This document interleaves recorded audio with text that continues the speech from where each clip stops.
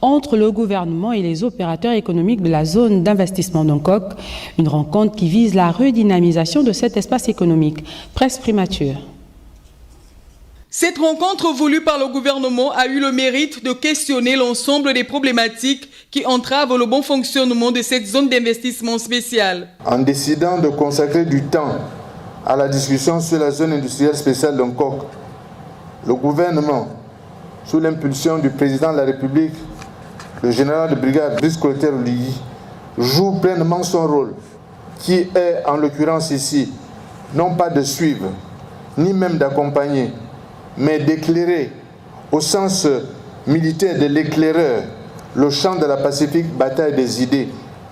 C'est pourquoi je voudrais m'attacher à insister pour que nous posions le débat à partir des réalités et non des fantasmes, à cerner les vrais enjeux à partir des données les plus fiables. Fleuron de la diversification de l'économie et première zone économique dans la sous-région depuis plus d'une dizaine d'années, la ZIS d'Ongkok reste pour le gouvernement un modèle de réussite qui a su inspirer d'autres pays. Dans un monde où les États sont en compétition les uns avec les autres pour attirer talents, inventeurs, capitaux, investissements, projets, la compétitivité globale signifie que toutes les dimensions d'un pays contribuent à déterminer sa position, son rang et son destin dans le monde.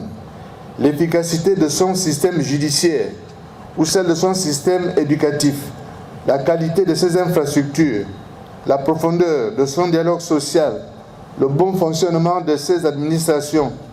Lorsque toutes les dimensions de l'organisation collective ne sont pas à un niveau d'efficience raisonnable, la traduction immédiate est la perte de compétitivité et son corollaire, le ralentissement de la création de la richesse et à terme, une dégradation du bien-être économique et social. À travers ces échanges, le gouvernement démontre une volonté claire de stimuler l'économie et l'investissement dans notre pays.